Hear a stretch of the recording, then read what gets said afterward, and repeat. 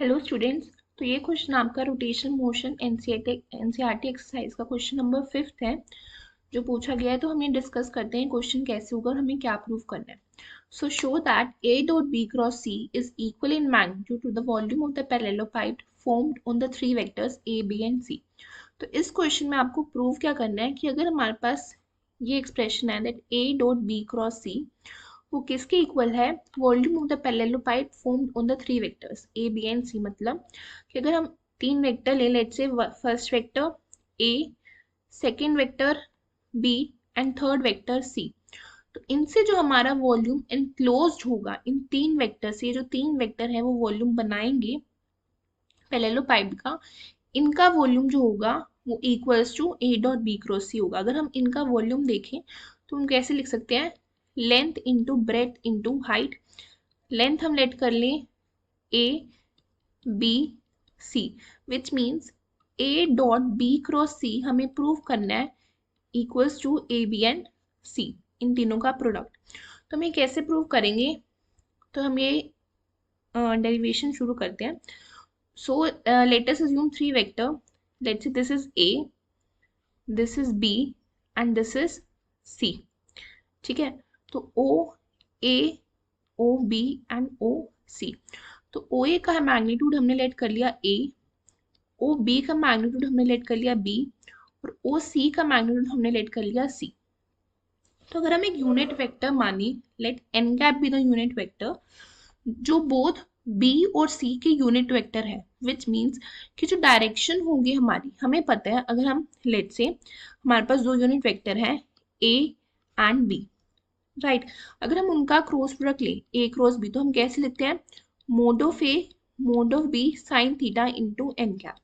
और जो A cross B vector होता है वो A और B वेक्टर दोनों के परपेंडिकुलर होता है, राइट। सो A और B के परपेंडिकुलर हमारा A क्रॉस B वेक्टर होगा। सिमिलरली अगर हम इस वॉल्यूम के लिए OA, OB और OC के लिए अगर हम एक एन कैप एज्यूम करें जो परपेंडिकुलर है B और C के, ठीक है, अगर वो परपेंडिकुलर B और C के है तो वो A के, क्योंकि हमने तीनों परपेंडिकुलर लिया है वेक्टर, तो अगर वो B और C के परपेंडिकुलर है तो ये यूनिट वेक्टर हमारा A के क्या होगा, परपेंडिकुलर होगा या पैरेलल होगा, पैरेलल होगा। ठीक है, ये आप अज्यूम कर सकते हो इस चीज को समझ के कि अगर वो B और C के परपेंडिकुलर है हमारा एक यूनिट वेक्टर, तो वो A वेक्टर के पैरेलल होना चाहिए। ठीक है, तो अब हम इस एक्सप्रेशन को निकालते हैं that A dot B cross C, हमें ये निकालना है। सो सबसे पहले हम B क्रॉस C को क्या लिख सकते हैं, B vector C vector sine theta into n cap. ठीक है, इस वेक्टर को हम ऐसे लिख सकते हैं और जो एन कैप होगा वो पैरेलल होगा ए के।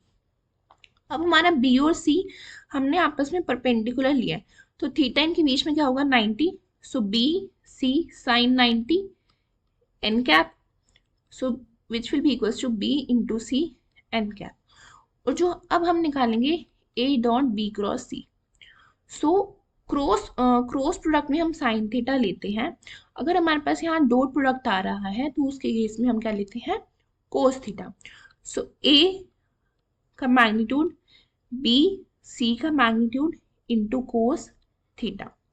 ठीक है, अब हमें पता है बी क्रॉस सी की डायरेक्शन जो होगी और ए की डायरेक्शन क्या होगी, सेम, दोनों आपस में पैरेलल होंगे। तो पैरेलल के केस में हमारा कोस थीटा जो थीटा है वो क्या हो जाएगा, 0। सो कोस 0 विल बी इक्वल्स टू 1। तो इसे हम क्या लिख सकते हैं, ए बी सी का मोड। ठीक है, तो इससे हमारा प्रूव हो गया that A vector dot B cross C will be equals to A B C. ठीक है, so hence prove. I hope आपको ये समझ आया होगा। कोई डाउट हो तो प्लीज पूछिएगा। Thank you so much for watching this video.